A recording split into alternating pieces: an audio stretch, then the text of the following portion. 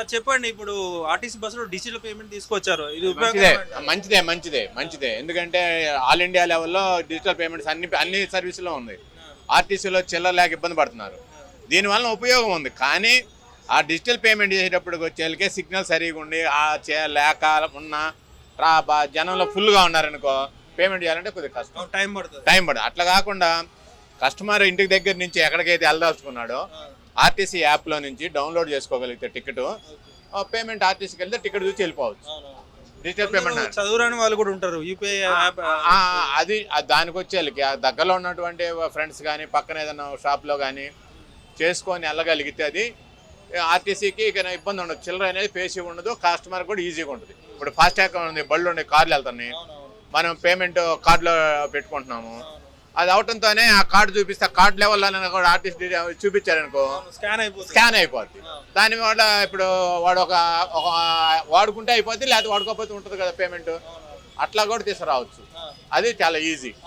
అది నా ఉద్దేశం. ఏమంటున్నారంటే ఏదైనా ప్రయాణికులందరూ బస్ కు జర్నీ చేసేవారు ఒక డిజిటల్ గా ఏదో కార్డు పెట్టి జస్ట్ అది స్కాన్ అయ్యే విధంగా, అంటే ఇంకా బస్ ఎక్కడంతోనే అది ముందే రీఛార్జ్ చేసుకోవాలి. బస్ ఎక్కగానే స్కాన్ చేస్తే ఇక అర్థం ఏలు ముద్ర అయినా లేకపోతే చదువు రాని వాళ్ళైనా చదువు వచ్చిన వాళ్ళైనా అది ఈజీ. మీరు చెప్పిన డిజిటల్ పేమెంట్ ప్రకారం అది ఈజీ.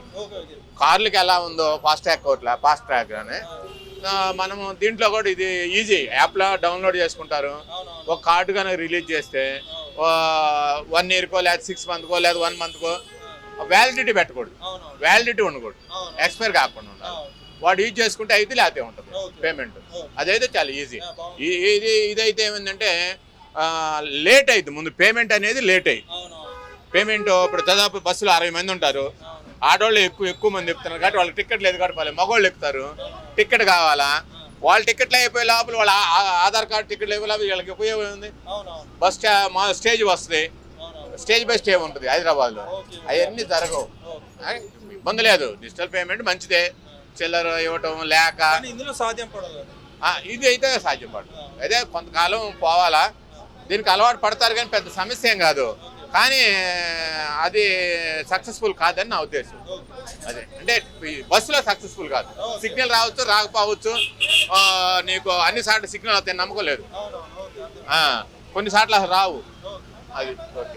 ఇది ఈ బస్సులకైతే అనుకూలంగా ఉండకపోవచ్చు అని అనుకుంటున్నాను. ఎందుకంటే చాలా మంది ఎక్కుతారు కానీ ఒక టికెట్ ఇచ్చేసరికి టైం పడుతుంది, స్టాప్ వస్తుంటుంది. హడావుడిలా ఇదంతా ప్రాసెస్ జరగాలంటే చాలా ఇబ్బందికరమైంది. ఒక్కొక్కసారి నెట్ కూడా రాదు, నెట్ స్లో ఉంటుంది, ప్లస్ జనాలు ఫుల్గా ఉంటారు.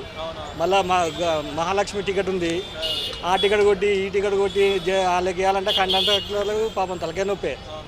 కాబట్టి ఈ బస్సులకు నడవదు, సిటీ బస్సులో నడవదు. మామూలుగా రూట్ బస్సులు అయితే నడుస్తాయి, ఇక్కడి విజయవాడ, చిక్కం అవైతే టికెట్ ఇచ్చుకుని ఆయన క్లోజ్ చేసుకుంటాడు కాబట్టి ఎంతసేపు అయినా ఏం కాదు. ఇందులో మాత్రం ప్యాసింజర్స్ ఎక్కుతుంటారు, దిగుతుంటారు, ఆంధ్ర వీళ్ళే ఉంటారు కాబట్టి టికెట్కు చాలా టైం పడుతుంది. అయితే చాలామంది మన 10 rupees టికెట్ కూడా 200, 500 ఇస్తున్నారని చెప్పేసి కండక్టర్ చెప్తున్నారు. అది ప్రాబ్లమే. కాకపోతే దాదాపు 90% చేంజ్ పట్టుకుని ఎక్కుతారు. ఒక 10% మెంబర్స్తోనే కొద్దిగా ఇబ్బంది ఉంటుంది అనుకోకుండా బస్సు ఎక్కిన ఉంది.